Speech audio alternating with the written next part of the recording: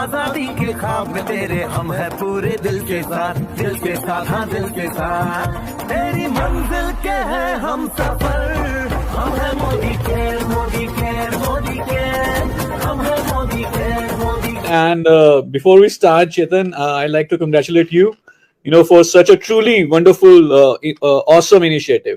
हम सारे जानते हैं learning is equal to earning, और जो IDSA ने अब जो ये इनिशिएटिव लिया है ओवरऑल डायरेक्ट सेलर्स को ट्रेन करने के लिए, उनको नॉलेज इंपार्ट करने के लिए, दिस इज एब्सोल्युटली वंडरफुल।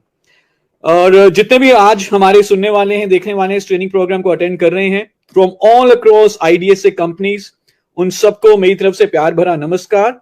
और इससे पहले कि हम आज के इस ट्रेनिंग प्रोग्राम की शुरुआत करें, मैं एक सवाल सबसे पूछना चाहूंगा, और मैं चाहूंगा कि वो किसी भी प्लेटफॉर्म पे अगर इस ट्रेनिंग को अटेंड कर रहे हैं, it could be YouTube और Twitter और Facebook, जरा वहां पर चैट में मुझे जरा लिखिए और बताइए, और मैं ये चैट्स देख रहा हूं YouTube पे स्पेशली, कि आपके हिसाब से क्या लगता है कि अगर आप डायरेक्ट सेलिंग में सफल होना चाहते हैं और वाकई में अपने सपने पूरा करना चाहते हैं, तो कौन सा एक सबसे इंपॉर्टेंट स्किल है जो हमें सीखना चाहिए? दी सिंगल मोस्ट इंपॉर्टेंट स्किल, सबसे जरूरी कौन सा स्किल है जो हमें सीखना चाहिए? देखते हैं कुछ आंसर अगर आप YouTube और Facebook पे लिख सकते हैं। And I am going through those chats. Absolutely आपको आज के इस ट्रेनिंग का टॉपिक भी मालूम है और आप एकदम सही लिख रहे हैं। This is leadership skill without any doubt. देखिए, डायरेक्ट सेलिंग एकमात्र ऐसा बिजनेस है जहां पर हम बिजनेसमैन को बिजनेसमैन नहीं कहते। डायरेक्ट सेलिंग में हम बिजनेसमैन को लीडर कहते हैं, और वही व्यक्ति इस बिजनेस में तेजी से आगे बढ़ता है जो लीडरशिप स्किल्स को एक्वायर करता है। मैं भी लीडरशिप स्किल्स का एक स्टूडेंट हूं। मैं इस लीडरशिप स्किल्स को सीख रहा हूं, लगातार मैं इसके ऊपर फोकस करता हूं, और पिछले 10-12 सालों में जो भी मेरा एक्सपीरियंस रहा है इस इंडस्ट्री में, नेटवर्क्स को बिल्ड करते हुए, लीडर्स के साथ काम करते हुए, मेरे बहुत अच्छे मेंटोर्स मुझे मिले। आई वाज लकी इनफ, कुछ सेमिनार्स अटेंड किए, कुछ बुक्स पढ़ी। जितना भी मेरा एक्सपीरियंस, जो ऑब्जर्वेशन मेरी रही है, उसका निचोड़ आज हम यहां पे बात करना चाहेंगे। और आज हम आपके साथ शेयर करना चाहेंगे 10 ऐसे सिद्धांत, 10 principles of leadership, 10 laws of leadership, जिसको यदि हम सीखें, जिनको यदि हम अपने बिजनेस के डे टू डे रूटीन में ले आए, जब भी हम अपने डाउनलाइन से बात करते हैं, अपनी टीम्स बिल्ड करते हैं, इन लॉज के ऊपर ध्यान रखते हुए यदि हम अपना बिजनेस बिल्ड करें, तो मैं 100% ये गारंटी के साथ कह सकता हूं कि आपका जो भी सपना है वो निश्चित रूप से पूरा होगा। So, Chetan, with your permissions, we'll start, and if you can share the screen, if it is visible. Yeah. So, let's talk about 10 laws of leadership. 10 ऐसे सिद्धांत, 10 ऐसे principles जो ना कि सिर्फ हमारे डायरेक्ट सेलिंग बिजनेस को आगे बढ़ाने में हमारी मदद करेंगे, लेकिन हमें हमारे जीवन के हर एक एरिया में कहीं ना कहीं इसका एक बहुत बड़ा योगदान रहेगा। 10 लॉज ही क्यों, 10 सिद्धांत ही क्यों, 25 क्यों नहीं, 5 ही क्यों नहीं, 15 क्यों नहीं, वाई 10? 10 इसलिए, 10 इसलिए क्योंकि 10 जो है, अगर हम ध्यान से देखें, इट शोज प्रोग्रेशन। 9 तक तो सिंगल डिजिट नंबर होता है, उसके बाद 10 आता है जो डबल डिजिट नंबर होता है। और 10 इसलिए भी कि अगर आप इस ट्रेनिंग को अटेंड करते करते थोड़ा बोर हो जाए, थोड़ी नींद आ जाए, और मैं जब 7वें या 8वें लॉ पे होऊंगा, पॉइंट पे होऊंगा, तो आपको पता चल जाएगा कि अभी कितना ट्रेनिंग सेशन बाकी है। But let me tell you, जो 10वां जो सिद्धांत है, प्रिंसिपल है, लॉ है लीडरशिप का, वो सबसे इंपॉर्टेंट है। तो आई रिक्वेस्ट कि आप ये सारे के सारे 10 लॉज ऑफ लीडरशिप के बारे में जरूर समझें। Let's come to the first law of leadership, जो सबसे पहला लॉ है, and this is very very important to understand. This law is called law of the lid. Law of the lid, इसका क्या मतलब है? लॉ ऑफ द लिड ये कहता है कि हमारी सफलता, हमारा चेक कितना बड़ा होगा, हमारा नेटवर्क कितना बड़ा होगा, इसके ऊपर एक ऊपरी सीमा है, एक कैपिंग है, एक अपर लिमिट है, एक सीलिंग है, एक लिड लगी हुई है। और ये लिड किस चीज की है? ये ऊपरी सीमा, ये कैपिंग किस चीज की है? ये कैपिंग है हमारी लीडरशिप एबिलिटी की, हमारी नेतृत्व करने की क्षमता की। तो लॉ ऑफ द लिड ये कहता है कि एक व्यक्ति उतना ही सफल होगा जितनी उसके अंदर लीडरशिप एबिलिटी है या नेतृत्व करने की क्षमता है। ना उससे कम ना उससे ज्यादा। Everything rises and falls on leadership. अगर हम ध्यान से देखें, आप किसी भी कंपनी में इस समय काम कर रहे हैं, आईडीएसए की, आईडीएसए से एसोसिएटेड, जितने भी उस कंपनी में कंसल्टेंट्स एंड डिस्ट्रीब्यूटर्स हैं, हर एक के लिए कंपनी के products, compensation plan, services, system सब बराबर है हर एक के लिए। लेकिन फिर भी क्यों कोई नेटवर्क तेजी से ग्रो करता है, क्यों नेटवर्क उतनी तेजी से ग्रो नहीं कर पाता, स्लो ग्रो करता है? डिपेंड करता है कि नेटवर्क के लीडर में कितना लीडरशिप एबिलिटी है। सो फॉर एग्जाम्पल, मान के चलिए on a scale of 1 to 10, 1 से लेकर 10 तक, मैं चाहता हूं कि आप अपने आप को रेट करें, रेटिंग दें अपने आप को कि आपके हिसाब से डायरेक्ट सेलिंग के बिजनेस को ध्यान में रखते हुए आपको क्या लगता है कि आपकी लीडरशिप की लिड या रेटिंग किस लेवल पे है? 3 है, 4 है, 5 है, 6 है, किस लेवल पे है? Rate yourself on the scale of 1 to 10. Let's see few answers in Facebook, in YouTube. As per you, आपको क्या लगता है कि क्या रेटिंग है आपकी on a scale of 1 to 10 when it comes to the leadership skills in the direct selling industry? So I can see Nitya ji on YouTube is saying 9, Chanchalakar ji is saying 6, Bharat ji is saying 2, Wasim ji is saying 5, Vijay Singh is saying 8. Well, देखिए 1 या 2 तो definitely नहीं है, इतनी कम नहीं है ability. अगर 1 या 2 होती तो आज हम ये ट्रेनिंग सेशन अटेंड ना कर रहे होते। और डेफिनेटली 9 या 10 भी नहीं है। 9 या 10 का होना इसका मतलब यह है कि हमें सब कुछ आ चुका है, अब हमें कुछ भी और सीखने की जरूरत नहीं है। ज्यादातर लोगों के लिए जो लीडरशिप एबिलिटी होगी, जो लीडरशिप लिड है, from on the scale of 1 to 10, it will be 4, 5, 6, 7।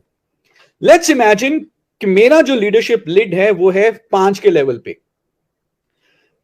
अब इसका मतलब क्या है कि जो मेरा बिजनेस है वो मैक्सिमम किस लेवल तक जाएगा? 4 या 5, कभी भी 6 या 7 नहीं हो सकता, क्योंकि लिड, कैपिंग, सीलिंग कहां पर है? 5 के लेवल पे है। लेकिन अच्छी खबर यह है कि जो ये लिड है, जो ये सीलिंग है, इसे हम सीख कर, by being a student of leadership, इसको हम ऊपर लेके जा सकते हैं। तो जैसे जैसे हमारी लीडरशिप एबिलिटी ऊपर जाएगी, जैसे जैसे ये लीडरशिप की लिड ऊपर जाएगी, वैसे वैसे हमारा बिजनेस भी ऊपर जाना शुरू हो जाएगा। और यही आप इस ग्राफ में भी देख रहे हैं कि जैसे हमारा लीडरशिप एबिलिटी ग्रो कर रहा है, वैसे ये सक्सेस हमारी और ज्यादा हो रही है। कहते हैं कि आप पहले लीडर बनते हैं, उसके बाद आप डायरेक्ट सेलिंग में लखपति करोड़पति बनते हैं। कभी भी ऐसा नहीं होगा कि आप करोड़पति पहले बन जाएं और लीडर बाद में बने। No. So let's work to grow our leadership lid. जैसे जैसे लीडरशिप एबिलिटी इंप्रूव करेगा, वैसे वैसे हमारा सक्सेस इंप्रूव करेगा। Now let me give you some examples to understand this law properly. ये लॉ ये कहता है कि आपकी ऑर्गेनाइजेशन की सफलता आपकी लीडरशिप एबिलिटी के ऊपर डिपेंड करती है। तो एक कंपनी का नाम है, आपने आई एम श्योर जरूर सुना होगा, उस कंपनी का नाम है एप्पल। एप्पल इस समय दुनिया की सबसे बड़ी कंपनीज में से एक है। इनफैक्ट सबसे बड़ी कंपनी है एप्पल। एप्पल के आईफोन, मैकबुक्स, आईट्यून्स, इन सब के बारे में आप जानते हैं। एप्पल की शुरुआत करी थी मिस्टर स्टीव जॉब्स ने, लेट मिस्टर स्टीव जॉब्स ने। अब वो दुनिया में नहीं रहे।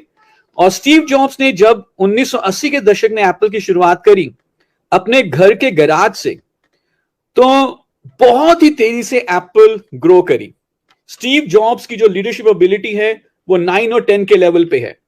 उनको ऑब्जर्व करके लीडरशिप के ऊपर किताबें लिखी गई हैं, लीडरशिप के रूल्स बनाए गए हैं स्टीव जॉब्स से सीखकर।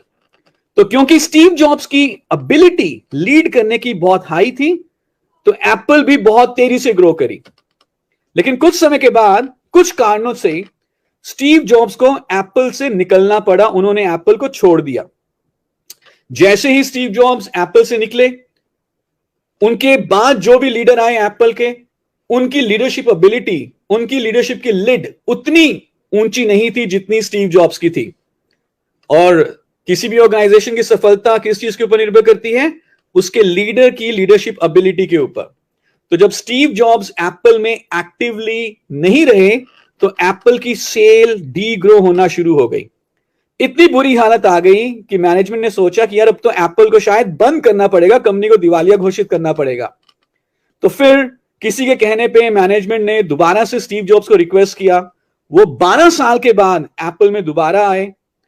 स्टीव जॉब्स की एबिलिटी लीडरशिप की बहुत ऊंची है, तो उन्होंने एप्पल की जब टेक केयर करनी शुरू करी, एप्पल को लीड करना शुरू किया, तो आईट्यून्स और आईपैड्स और मैकबुक्स और एप्पल स्टोर, कई सारे ऐसे इनिशिएटिव लिए और उनके लीडरशिप के चलते एप्पल दुनिया की नंबर 1 कंपनी बन गई। तो ऐसे कई सारे आपको बिजनेस में एग्जांपल्स दिख जाएंगे जो ये बताएंगे कि कोई भी कंपनी, कोई भी नेटवर्क, कोई भी ऑर्गेनाइजेशन उतना ही बड़ा होता है जितना बड़ा उसकी लीडर में, जितनी बड़ी लीडरशिप एबिलिटी या नेतृत्व करने की क्षमता होती है। ना इसका मतलब क्या है? इसका मतलब यह है कि हमारे पास अपॉर्चुनिटी है, हमारे पास सीखने के बहुत सारे साधन हैं, और यदि हम लीडरशिप सीखने के लिए, लीडरशिप स्किल सीखने के लिए तत्पर रहें और अपनी लीडरशिप के लीड को ऊपर लेके जा सकें, तो हमारी सफलता भी और तेजी से, हम अपनी सफलता, अपने गोल के पास पहुंच सकेंगे। And this is a very very good thing. So this is number 1 law, which is law of the lead. आइए आगे बढ़ते हैं। जो दूसरा लॉ है लीडरशिप का, leadership law number 2, and this is again very very important and this is my personal favourite. इसे हम कहते हैं law of personal power. Now leadership का मतलब क्या है? लीडरशिप का मतलब है लोगों को इन्फ्लुएंस करना, लोगों को प्रभावित करना। Leadership is nothing but influence. नेतृत्व कुछ नहीं है, सिर्फ लोगों को प्रभावित करना है। और इन्फ्लुएंस वही व्यक्ति कर सकता है जिसमें पर्सनल पावर हो। पोजिशनल पावर, पोजिशनल पावर से मेरे पास अथॉरिटी आ सकती है, पोजिशनल पावर से मेरे पास डेजिग्नेशन है, मेरे पास कमांड है, लेकिन क्या मैं लोगों को इन्फ्लुएंस कर पाऊंगा? जरूरी नहीं है। सो आपने एक मूवी देखी होगी, आई एम श्योर सबको याद होगा वो मूवी। उस मूवी का नाम है लगान। लगान में एक लड़का था भुवन, आई एम श्योर आप सबको ध्यान है। अंग्रेजों के खिलाफ कौन खड़ा हुआ? क्या उस गांव का राजा या उस गांव का मुखिया, जिनके पास पोजीशन थी, डेजिग्नेशन थी, अथॉरिटी थी, पोजीशनल पावर थी? नो, अंग्रेजों के खिलाफ वो नहीं खड़े हुए। बेशक उनके पास पोजीशनल पावर थी, लेकिन उनके अंदर जज्बा, उनके अंदर पर्सनल पावर नहीं थी। लेकिन गांव के एक लड़के में भुवन, चाहे उसके पास कोई डेजिग्नेशन, अथॉरिटी, कोई टाइटल नहीं था, उसके पास क्या था? पर्सनल पावर थी। उसी पर्सनल पावर के चलते भुवन ने गांव के लोगों को प्रभावित किया और अंग्रेजों के खिलाफ खड़ा हुआ, और जो भी फिर उसका विजन था उसको पूरा किया। Now this law also says कि यह मैटर नहीं करता कि इस समय आपका टाइटल क्या है आपकी कंपनी में, यह मैटर नहीं करता कि इस समय आपके नेटवर्क में कितने लोग हैं या आप इस समय कितना पैसा कमा रहे हो। अगर आप लोगों को प्रभावित कर सकते हो, चाहे आपने आज बिजनेस शुरू किया हो डायरेक्ट सेलिंग का, आप एक लीडर बन सकते हैं। चाहे आप शुरुआती पायदान पे क्यों ना हो अपनी कंपनी के, 3, 6, 9, 12, 15, 18, 21, 3%, 10%, जिस भी लेवल पे आप हैं, अभी आपकी टीम में सिर्फ एक व्यक्ति जुड़ा है। आप ये देखिए कि क्या आप लोगों को प्रभावित कर सकते हैं? If yes, then you are a leader. Because leadership का जो ट्रू मेजर है वो है सिर्फ इन्फ्लुएंस, और इन्फ्लुएंस करने के लिए टाइटल या अथॉरिटी नहीं चाहिए, इन्फ्लुएंस करने के लिए पर्सनल पावर चाहिए। Law number 3, again very very important, और आप प्रैक्टिकली देखेंगे कि ये जो वो व्यक्ति इस लॉ को खरा उतरता है, इस लॉ के ऊपर, वो बहुत तेजी से आगे बढ़ेगा। And then this is called law of confidence, आत्मविश्वास। लॉ ऑफ कॉन्फिडेंस, अपने ऊपर विश्वास। देखिए, कभी आपको अगर कोई ऐसा लीडर दिखे जो डरा हुआ है, जो एंग्शियस है, जो थोड़ा सा जिसमें घबराहट है, जो कॉन्फिडेंट नहीं दिख रहा, क्या आप उस लीडर की बात को मानेंगे कभी? वो जो आपको विजन दिखा रहा है, वो जो आपको गोल दिखा रहा है, वो जो आपको प्लान दिखा रहा है, क्या आप ऐसे लीडर की बात को मानेंगे जो लीडर खुद ही डरा हुआ है, कॉन्फिडेंट नहीं है? बिल्कुल भी नहीं। कॉन्फिडेंस एक लीडर की पहचान है। और कभी कभी जब हम प्लान्स दिखाते हैं, अपने प्रोस्पेक्ट से मिलते हैं, उनको अपॉर्चुनिटी शेयर करते हैं अपनी कंपनी की, और जब हमें रिजेक्शंस मिलती हैं, तो नेचुरली हम अपना कॉन्फिडेंस लूज कर सकते हैं, इट्स नेचुरल।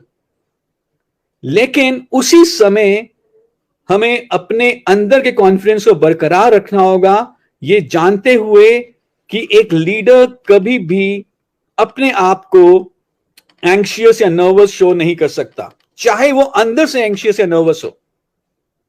तो हमें करना क्या है, जो भी हमें रिजेक्शंस मिले, उन रिजेक्शंस के कारण जो हमने अपने आप से कमिटमेंट की थी या जो हमने डिसीजन लिया था कि हम अपनी कंपनी में बिजनेस को आगे बढ़ाएंगे, उस डिसीजन से हटना नहीं है, अपना कॉन्फिडेंस लूज नहीं करना।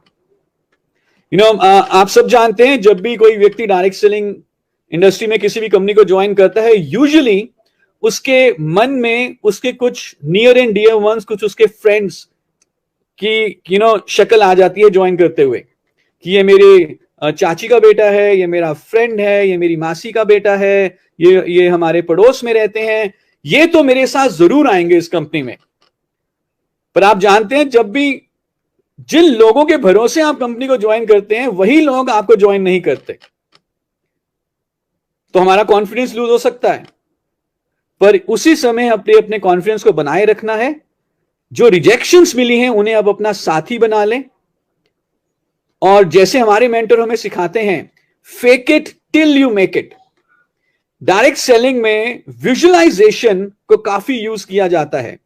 इस फोटोग्राफ में भी आप देख रहे हैं कि जो ये व्यक्ति इस फोटोग्राफ में है, ये शीशे के सामने खड़ा हुआ है और ये विजुअलाइज कर रहा है अपने आप को पहले से ज्यादा कॉन्फिडेंट पर्सनैलिटी के रूप में।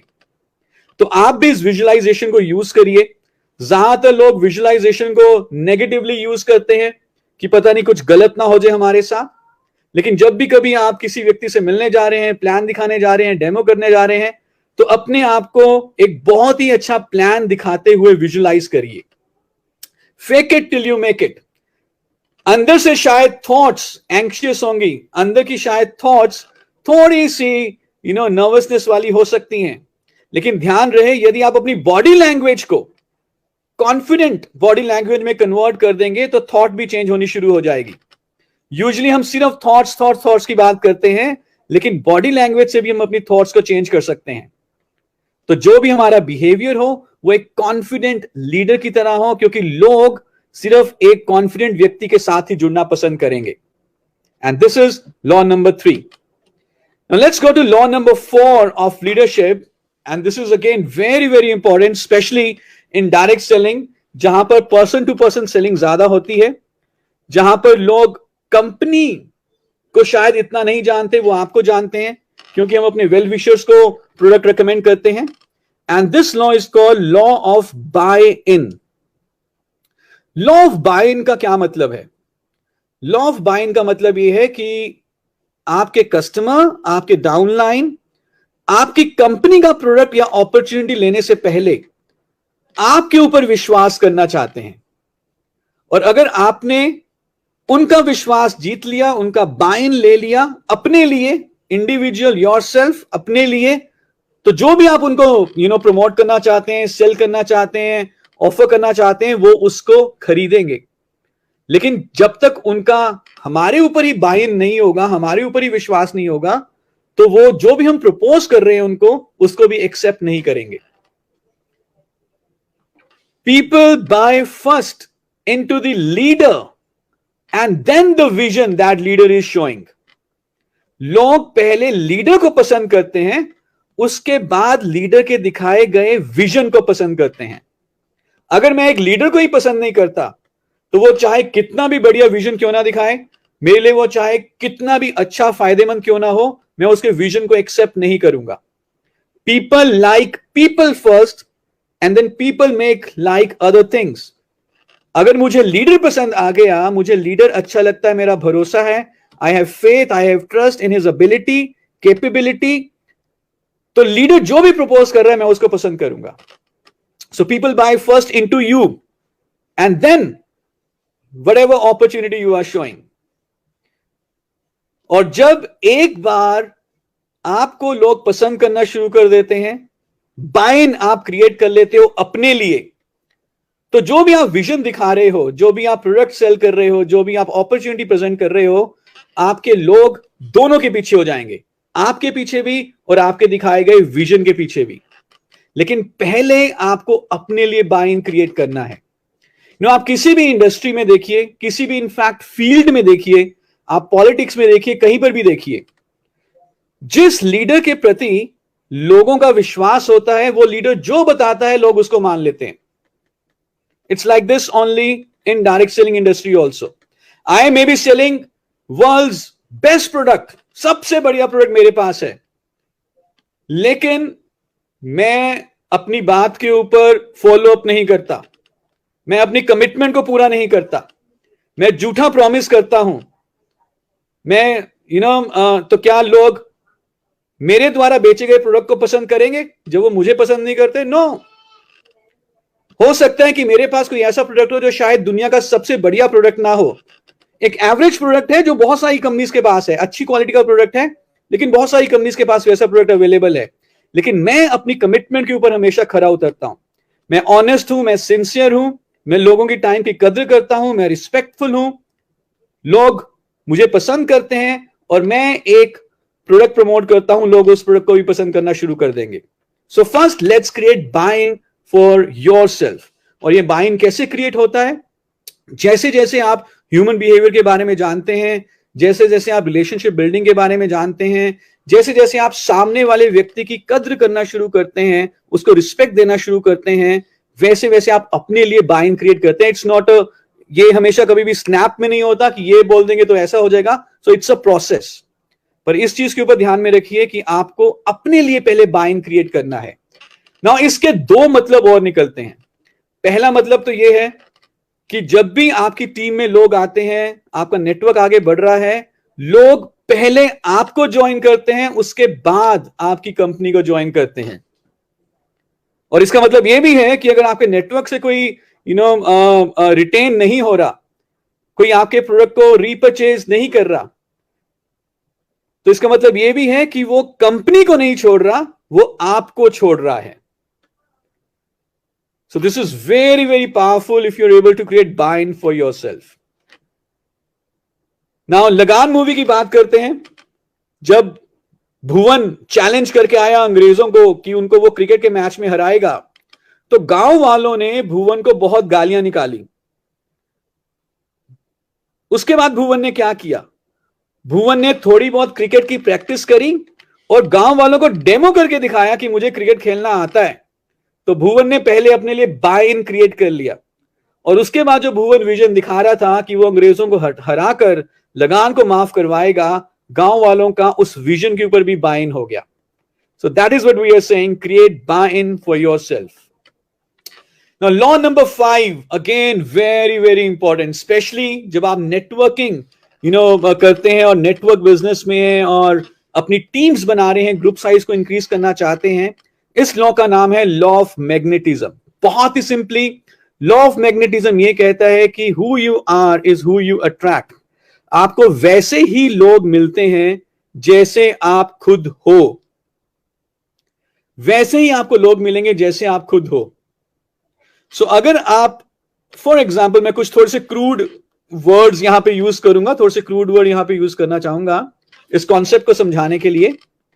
सो अगर हम ऐसे लीडर हैं, आप ऐसे लीडर हैं जो real networking, education, team development, empowerment, teaching में विश्वास करते हैं, जो शॉर्टकट्स में विश्वास नहीं करते, जिनको मालूम है कि जो ये सिस्टम है ये overnight get rich quick scheme नहीं है, तो आप एक प्रोसेस को फॉलो करते हैं, तो आपको भी कैसे लोग मिलेंगे? आपको भी वैसे ही लोग मिलेंगे जो आपकी तरह सोचते हैं, जो एक्शन के ऊपर विश्वास करेंगे, जो होम मीटिंग्स करेंगे, जो अपॉर्चुनिटी मीटिंग्स करेंगे। लेकिन अगर कोई लीडर है जो इस पूरे प्रोसेस के ऊपर विश्वास नहीं करता, वो नेटवर्किंग की बजाय सेट वर्किंग करना चाहता है और ओवरनाइट सक्सेस को अचीव करना चाहता है, चाहे उसकी टीम के लोग सक्सेसफुल हो या ना हो, उनको नुकसान हो या फायदा हो, तो उसको भी उसी की तरह वैसे ही सेट वर्कर्स मिल जाते हैं। इसका मतलब यह भी है कि जैसे लोग आप चाहते हो कि आपकी टीम में आए, या आपकी टीम किस बिहेवियर को करके दिखाए, अगर आप वैसा काम करना शुरू कर दें तो आपकी टीम भी वही काम करना शुरू कर देगी। सो अगर आप चाहते हैं कि आपकी टीम एक्शन ओरिएंटेड रहे, होम मीटिंग्स करें, तो आप होम मीटिंग्स करिए। अगर आप चाहते हैं कि आपकी टीम ज्यादा से ज्यादा डिजिटल मीटिंग्स करना शुरू करे, तो आप भी डिजिटल मीटिंग्स करना शुरू करें। अगर आप चाहते हैं कि आपकी टीम सेल्फ यूज करे और शेयर करे और आगे स्पॉन्सर करे, जितने भी की प्रिंसिपल्स हैं, तो आप भी पहले उसको फॉलो करिए, because law of magnetism will apply, who you are is who you attract.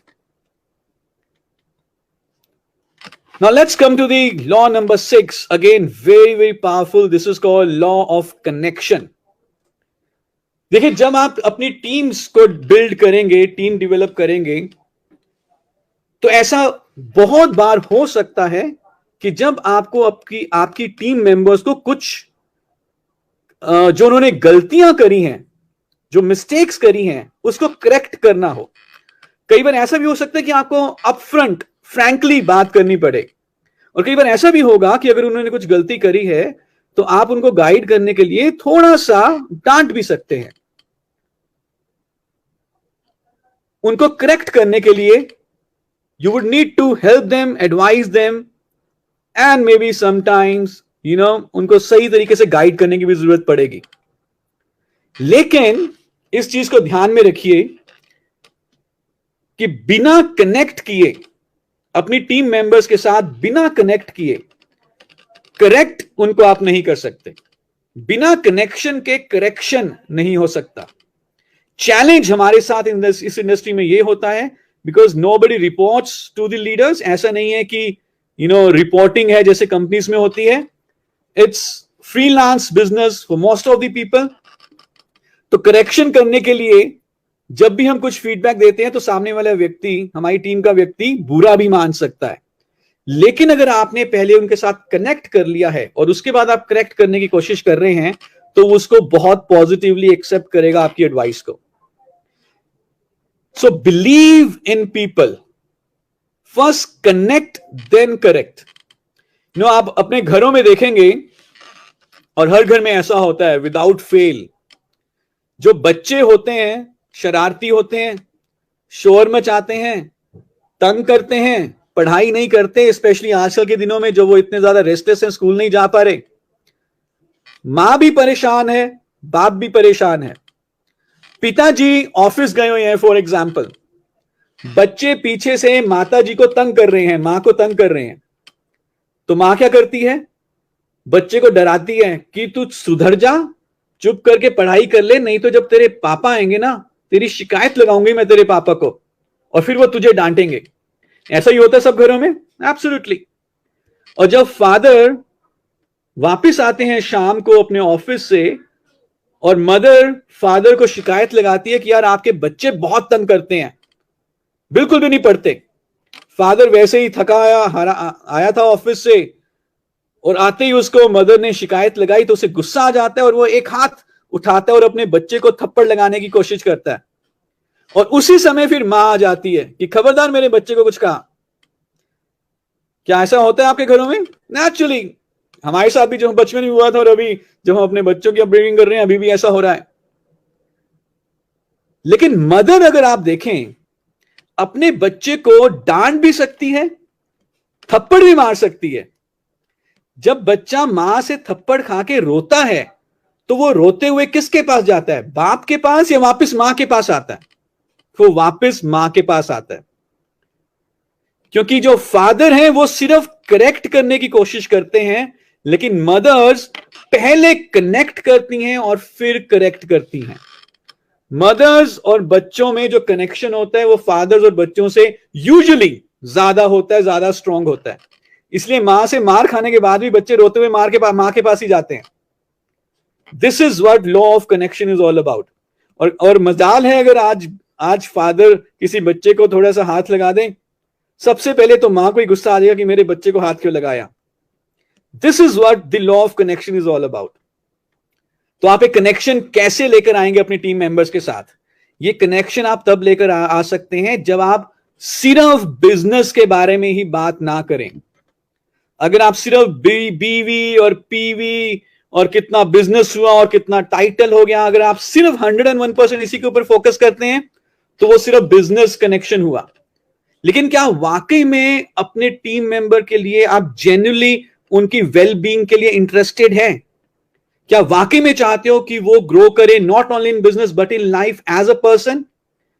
If yes, like a brother, like a friend? If yes, तो आप अपनी टीम मेंबर के साथ वो कनेक्शन ला पाओगे। और फिर जब आप दोनों मिलकर इकट्ठे काम करेंगे, और जब आपकी टीम मेंबर ने कुछ गलती करी, आप उनको कुछ सिखाना चाहते हैं, वो आपकी एडवाइस को 101% मानेगा। This is what law of connection is all about. याद रहे, लीडरशिप का मतलब सिर्फ ये नहीं है कि हम लोगों को सिर्फ अच्छी अच्छी बातें ही बताएं, चाहे वो उनके लिए बेनिफिशियल हो या ना हो। कभी कभी हमें कड़वे शब्द भी बोलने पड़ सकते हैं, ऐसे कड़वे शब्द जो हमारी टीम मेंबर के लिए बेनिफिशियल हो। लेकिन पहले कनेक्शन फिर करेक्शन। गलती हम क्या करते हैं, करेक्ट करने की कोशिश करते हैं without being connected. So let's first connect and then let's correct. So let's move forward to the point number 7, leadership law number 7. And this is one of the favorite. Again, this is called law of empowerment.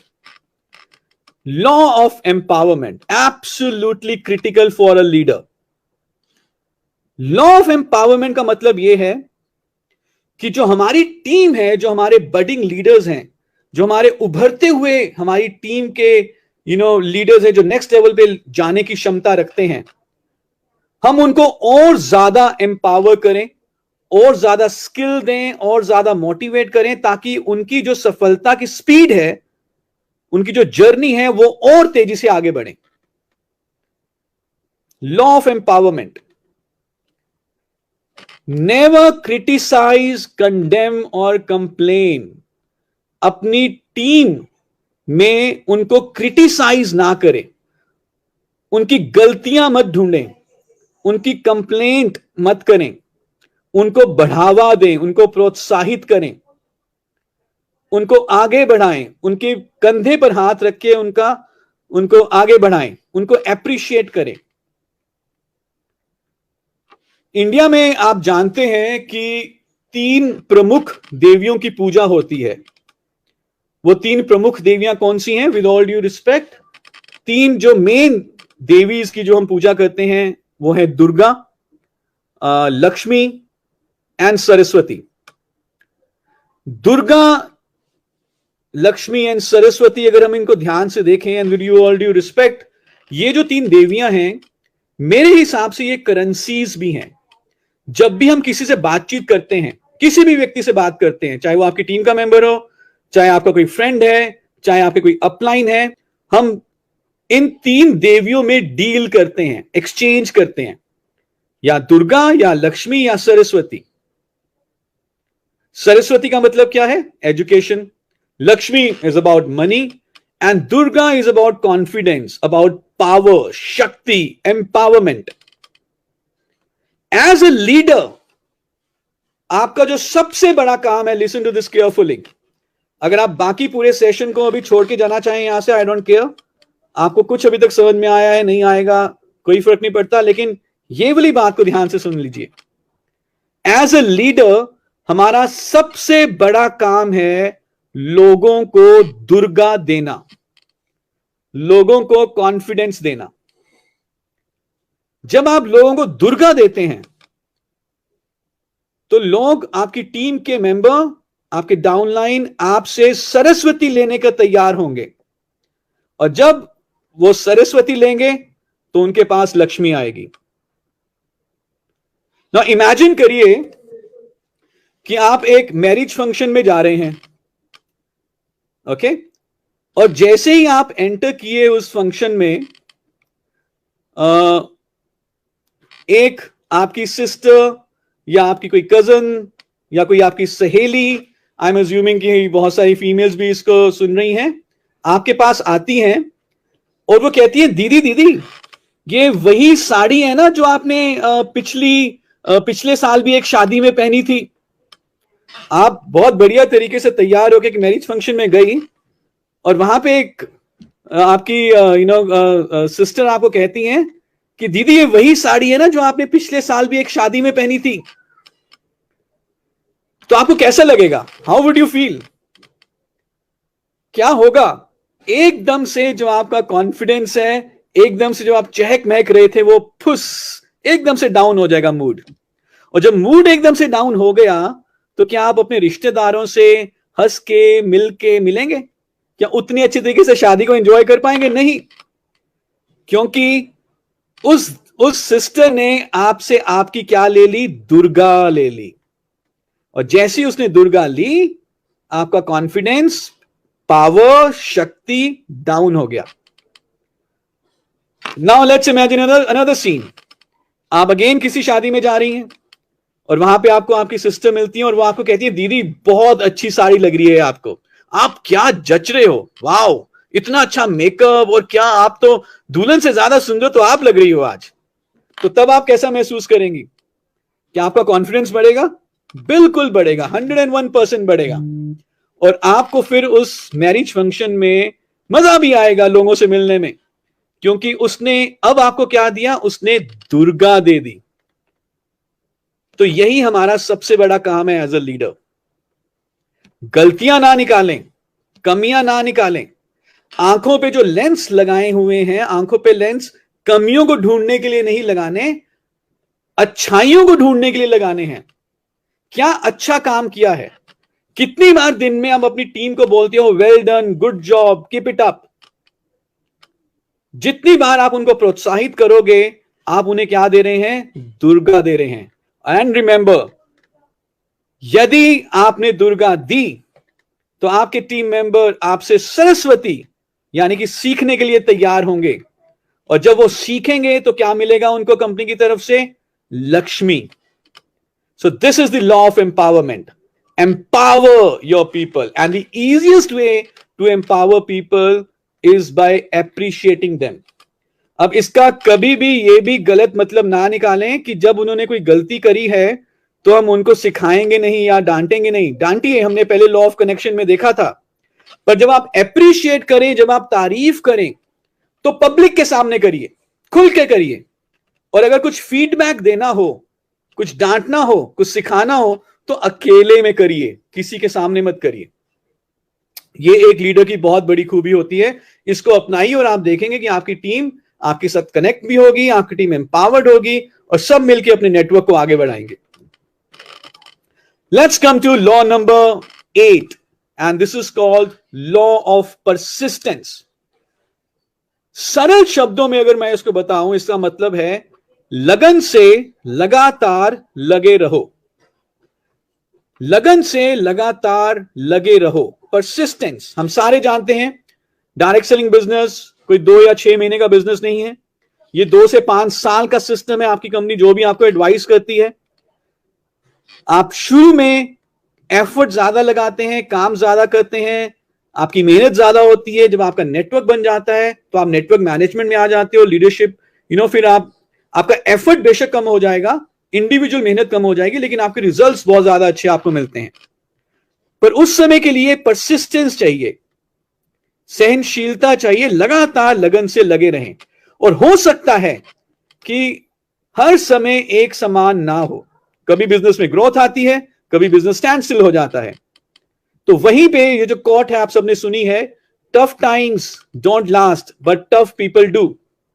बुरे समय में जो मजबूत लोग हैं वो टिके रहते हैं। ये देखिए, ये एक पौधा कैसे मिट्टी भी नहीं है फिर भी उग रहा है, क्योंकि इसने परसिस्ट किया। अब जो ये कोट है जो कह रही है tough times don't last but tough people do, इसका कदापि मतलब यह नहीं है कि हमने लोगों के ऊपर टफ होना है। नो, समटाइम्स पीपल अंडरस्टैंड कि जो टफ पीपल डू यानी कि हम लोगों के लिए और ज्यादा स्ट्रिक्ट हो जाएं, अपनी टीम के लिए और ज्यादा स्ट्रिक्ट हो जाएं। नो, लोगों के लिए टफ नहीं होना, किसी दूसरे व्यक्ति के लिए टफ नहीं होना, वो तो बहुत आसान है। कोई भी किसी दूसरे व्यक्ति के लिए टफ हो सकता है। मैं किसी को भी कह सकता हूं कि सुबह 6 बजे उठिए और रात को 12 बजे तक अपॉर्चुनिटी मीटिंग्स करिए। नो, हमें लोगों के लिए टफ नहीं होना, हमें अपने लिए टफ होना है, अपने लिए टफ होना है। और इसका मतलब क्या है? अपने लिए टफ होने का मतलब क्या है? कि हम डिसिप्लिन रहेंगे और हम अपनी इंप्रूवमेंट के ऊपर लगातार कंसिस्टेंटली काम करेंगे, always consistently, even when the times are tough. हम टाइम निकालेंगे और सीखने की कोशिश करेंगे, डिसिप्लिन रहेंगे। देखिए, मैं आपको यह बता देता हूं जो मेरी सबसे बड़ी लर्निंग रही है लीडरशिप की। एंड समटाइम्स समटाइम्स पीपल से कि यार ये आपने सबसे पहले क्यों नहीं बताया, और ये थोड़ा सा आयरॉनिकल भी है. Leadership is not about leading others. Leadership का मतलब ये नहीं कि हम बाकी लोगों को लीड कर रहे हैं सिर्फ. No, leadership is about leading yourself first. अपने आप को लीड करिए सबसे पहले. इससे पहले कि आप लोगों को लीड करें, पहले अपने आप को लीड करिए. इससे पहले कि आप लोगों के ऊपर टफ हो, पहले अपने ऊपर टफ हो. इससे पहले कि आप लोगों से डिसिप्लिन एक्सपेक्ट करें, पहले आप डिसिप्लिन बनिए. And that is what tough times don't last but tough people do. They are tough on themselves, not on others.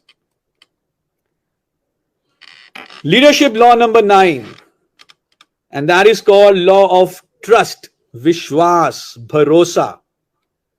एक ऐसा लीडर जिसके ऊपर लोग भरोसा नहीं करते, वो लीडर नहीं है एक्चुअली. जो एक बहुत बड़ी क्वालिटी है टीम में और लीडर में, और जो आप टीम्स बनाएंगे, वो है ट्रस्ट. जो एक बहुत बड़ा फैक्टर है वो है ट्रस्ट. आप खुद देखिए कि आप किसी ऐसे व्यक्ति की बात मानेंगे जिसके ऊपर आप भरोसा नहीं करते, ट्रस्ट नहीं है, विश्वास नहीं है? बिल्कुल भी नहीं मानेंगे. क्यों हम पॉलिटिशियंस की बात को नहीं मानते? क्योंकि हम उनके ऊपर ट्रस्ट नहीं करते. As simple as it is. वो कुछ भी बोले, हम हमेशा उनको बिना भरोसे के सुनते हैं कि यार बोलने के लिए बोल रहे हैं. ऐसा होता है कि नहीं होता? बिल्कुल होता है. So law of trust is very very important. Now अगर आप ये ट्रस्ट क्रिएट कर पाए अपनी और अपनी टीम के बीच में, और आप फिर कोई भी इनिशिएटिव लाना चाहते हो, आप कोई भी सेमिनार करना चाहते हो, आप कोई भी प्रोग्राम करना चाहते हो, आप एक सीरीज शुरू करना चाहते हो डिजिटल ट्रेनिंग्स की, या जब लॉकडाउन खत्म हो जाएगा तो वो आपकी बात को मानेंगे बिकॉज उनका आपके ऊपर ट्रस्ट है. तो एक लीडर का जो सबसे पहला काम हो सकता है वो ये है कि वो अपनी टीम का ट्रस्ट गेन करे. पर ये ट्रस्ट कैसे गेन करेंगे? There are only 2 things. Trust को पाने के लिए सिर्फ 2 तरीके हैं. Only 2 things. First is competence and second is ethics. Competence का मतलब है क्षमता, अबिलिटी, काम करना आना चाहिए, अबिलिटी, क्षमता. और एथिक्स का मतलब है आपके सिद्धांत, आपके प्रिंसिपल्स, आपकी ऑनेस्टी, आपकी सिंसियरिटी. जिस व्यक्ति में ये दोनों चीजें हैं वो कॉम्पिटेंट भी है, यानी कि उसमें क्षमता है, एबिलिटी है, और वो एथिकल भी है, वो ऑनेस्ट है, वो सिंसियर है. लोगों का ऑटोमेटिकली उस व्यक्ति के ऊपर ट्रस्ट बिल्ड होना शुरू हो जाएगा. और अगर दोनों में से एक भी चीज मिसिंग है तो ट्रस्ट बिल्ड नहीं होगा. तो these 2 things are important, competence and ethics both. For example, imagine करिए कि इंडिया और पाकिस्तान का क्रिकेट मैच चल रहा है. Can you all imagine, can you think about कि इंडिया पाकिस्तान के रिलेशंस अच्छे हो गए और अब क्रिकेट मैच हो रहा है इंडिया पाकिस्तान का. हम सारे स्टेडियम में और क्रिकेट मैच देख रहे हैं, और पुराने दिनों की तरह हम भीड़ में बैठे हुए हैं. बहुत जल्दी इंशाल्लाह वो दिन आएंगे. इंडिया को जीतने के लिए 10 गेंद पे 20 रन चाहिए. 10 बॉल पे 20 रन बनाने हैं इंडिया को जीतने के लिए. बल्लेबाजी जो कर रहे हैं वो कर रहे हैं महेंद्र सिंह धोनी या सचिन तेंदुलकर. 10 गेंद पे 20 रन चाहिए, बल्लेबाजी कर रहे हैं महेंद्र सिंह धोनी, जिनकी क्षमता के ऊपर हमें कोई डाउट नहीं है, और जिनकी ऑनेस्टी, सिंसियरिटी और एथिक्स के ऊपर भी कोई डाउट नहीं है. तो कितने लोग मानते हैं कि आपका महेंद्र सिंह धोनी के ऊपर ट्रस्ट होगा कि वो इंडिया को जिता देंगे, 10 गेंद में 20 रन बना देंगे? If you think you will have trust on Mahendra Singh Dhoni, say yes in the chat box. Of course we will have trust, क्योंकि वो कॉम्पिटेंट भी हैं और वो एथिक्स भी है उनमें, तो वो हमें जिता देंगे. हमें पूरा ट्रस्ट है, फेथ है. लेकिन इमेजिन करिए कि महेंद्र सिंह धोनी बैटिंग नहीं कर रहे, बैटिंग कर रहे हैं कोई एक निचले बल्लेबाज, जैसे बुमराह करके हैं. बुमराह एथिक्स बहुत स्ट्रांग है, बुमराह के ऑनेस्ट है, सिंसियर है, लेकिन बैटिंग करने नहीं आती, कॉम्पिटेंट नहीं है. एक चीज मिसिंग है.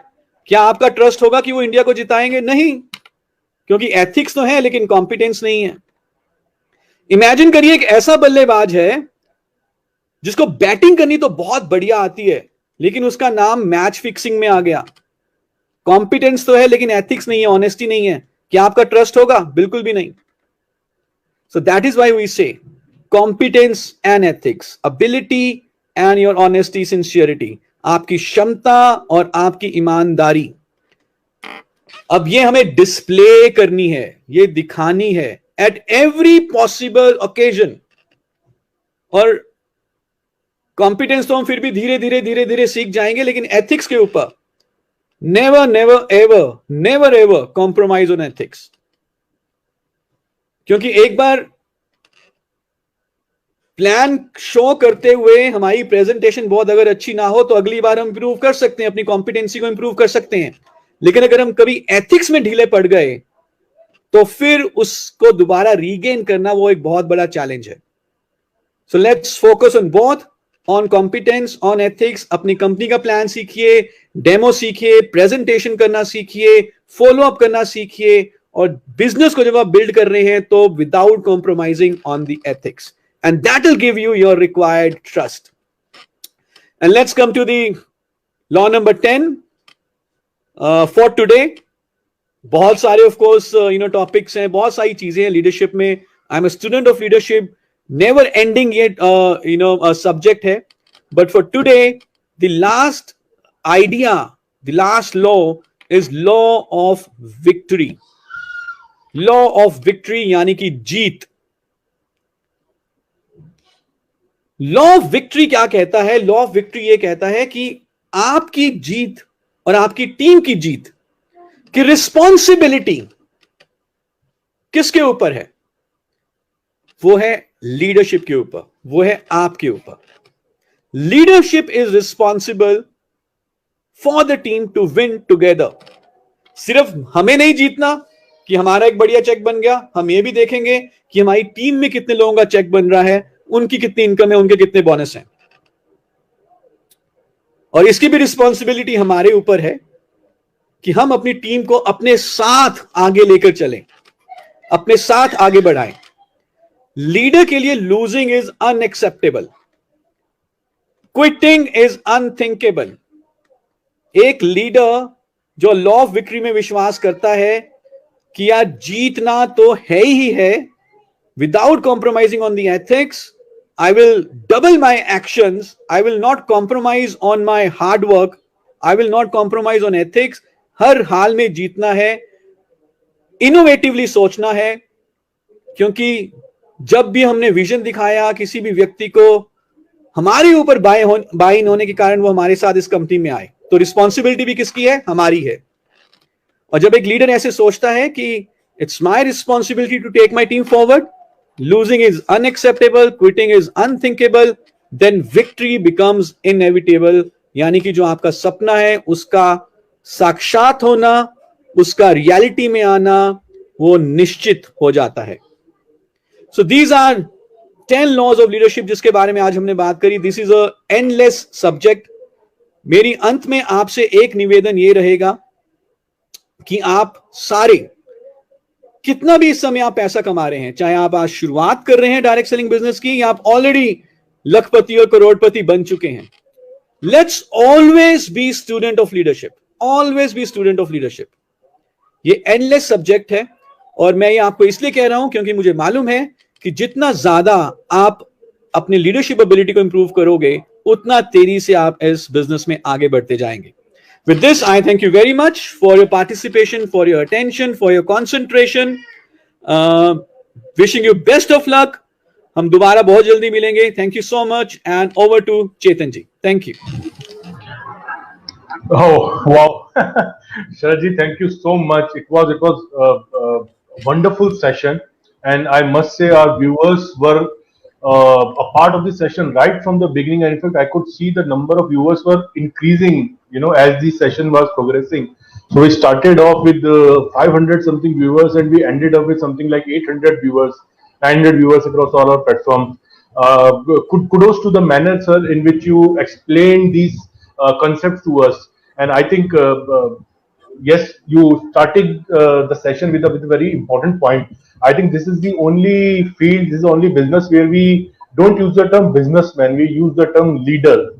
और इस Absolutely. पूरी कोर फिलोसफी के अराउंड जो आपने 10 लॉज बुने और जो हमारे व्यूअर्स से शेयर किए, sir I am sure our viewers have learned a lot today. और लॉ ऑफ लीड आपने पढ़ाया कि भाई जितना हम सोचते हैं हमारी सीमा है, शायद हम उससे आगे जा सकते हैं, हम लिड को खोल के आगे जा सकते हैं। तो मुझे ध्यान आ गया सर, हम लोग सेंट्रल स्कूल से पढ़े हुए हैं, तो सेंट्रल स्कूल में शायद 5th या 6th में चिड़िया का घोंसला एक पोयम होती थी। सबसे पहले मेरे घर का अंडे जैसा था आकार, तब मैं यही समझती थी बस इतना सा ही है संसार। फिर मेरा घर बना पेड़, फिर आखिरी जब मैं उड़ी आकाश में दिए अपने पंख पसार। So basically it's a story की एक चिड़िया है, जब वो अंडे में थी तो उसको लगता था यही संसार है, वो घोंसले में आई तो उसको लगता था यही संसार है, जब वो टहनियों पे गई तो उसको लगता था यही संसार है, और आखिरी में जब वो उड़ना शुरू हुई तब उसे समझ में आया कि संसार कितना बड़ा है। सो ये लॉ ऑफ लीड से मुझे कहीं ना कहीं ये पोयम रिलेट मैं इसको कर पाया। डायरेक्ट सेलिंग भी हमारी जो ये व्यवसाय है ये शायद कुछ इसी तरह का है। हम लोग सोचते हैं पर इसमें अकल्पनीय हमारे पास उड़ान भरने के लिए स्कोप है यहाँ पर। एंड आई एम श्योर आपके सिखाए हुए मंत्रों को यूज करते हुए हमारे viewers will be able to help themselves out. Personal power आपने बहुत अच्छा सर पॉइंट आपने डिस्कस किया। एंड आई थिंक ये पर्सनल पावर, ये इंडस्ट्री जो है हमारी डायरेक्ट सेलिंग, इसकी उत्पत्ति ही पर्सनल पावर की वजह से हुई। हम जानते हैं ये कॉन्सेप्ट एक अमेरिकन शख्स ने शुरू किया था, और उसको ये बिलीव था, उसको पर्सनल पावर थी कि भाई मैं इसको यूज करते हुए, इस प्रोसेस को यूज करते हुए कर सकता हूँ सेल। सो पर्सनल पावर बहुत अहम रोल अदा करती है। इस इंडस्ट्री की उत्पत्ति ही पर्सनल पावर की वजह से हुई है। और लॉ ऑफ एम्पावरमेंट आपने एक बहुत अच्छा हमारे व्यूअर्स के साथ शेयर किया। मेरा पर्सनल ये मानना है सर, लीडर की एक रिस्पॉन्सिबिलिटी सिर्फ ये नहीं है कि वो अच्छे से लीड करे, उसकी एक लीडरशिप एक रिस्पॉन्सिबिलिटी है कि वो नए लीडर क्रिएट करे। देखिए, जब तक कोई आपकी जगह नहीं लेगा आप आगे नहीं जा पाएंगे। आपको अगर जिंदगी में आगे बढ़ना है तो आपको किसी ऐसे को तैयार करना होगा जो आपकी जगह ले। जिस दिन वो आपकी जगह ले लेगा उस दिन आप आगे जाएंगे।